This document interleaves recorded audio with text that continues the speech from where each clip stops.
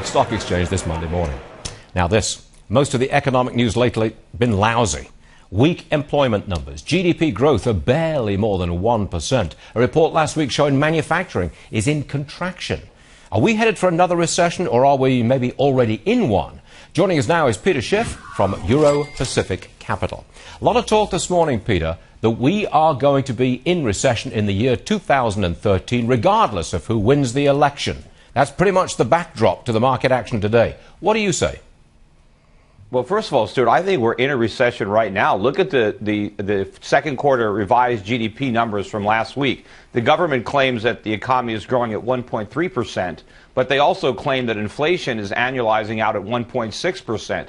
If inflation is actually 3% right now and not 1.6%, the economy is already contracting. And you're talking about the Dow Jones this morning being up. In terms of gold today, it's actually down. In fact, the Dow is now worth less than 7.8 ounces of gold. That's down more than 80% since the bear market began 12 years ago. So it's not that the stock market's going up. It's not. The value of our money is going down. That's interesting, Peter. Let me return to the original question, though. Okay, you say we are in a recession already.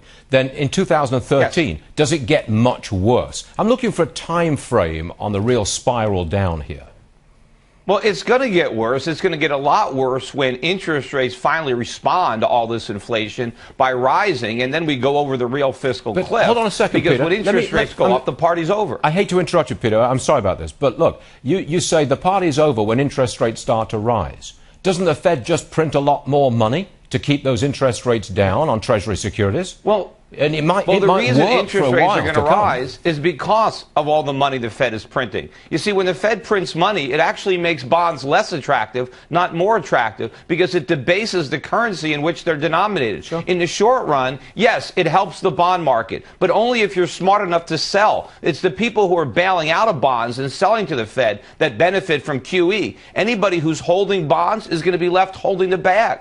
A little later on this program, I'm going to do an editorial saying that we are in another bubble, and that bubble is America's debt, Treasury securities, and that sooner or later that bubble will burst. I'm basically agreeing with you, Peter. I don't know about the time frame, but I'm basically agreeing with you.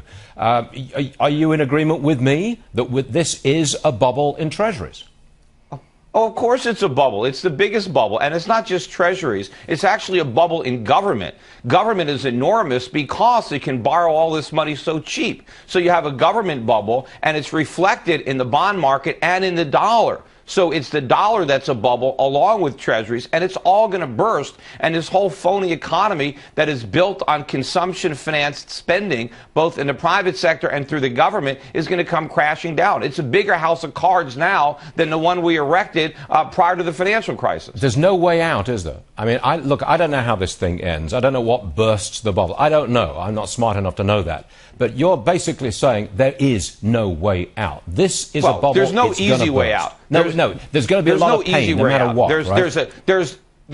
There's the correct way out, and then there's what we're doing. We're trying to inflate our way out of it, and we're going to inflate our way into something worse. What we need to do is admit as a nation that we're insolvent. We need to restructure our debts. We need to dramatically shrink government spending, reform the tax code, and allow the market to repair the damage that the government has inflicted on the economy. Well, we have misallocations of resources. We don't have enough savings. We don't have enough production. We have too much speculation. All of that is because the Fed keeps force-feeding cheap money into the economy because it thinks it's going to create jobs. It's not going to create anything but disaster. I'm with you, Peter.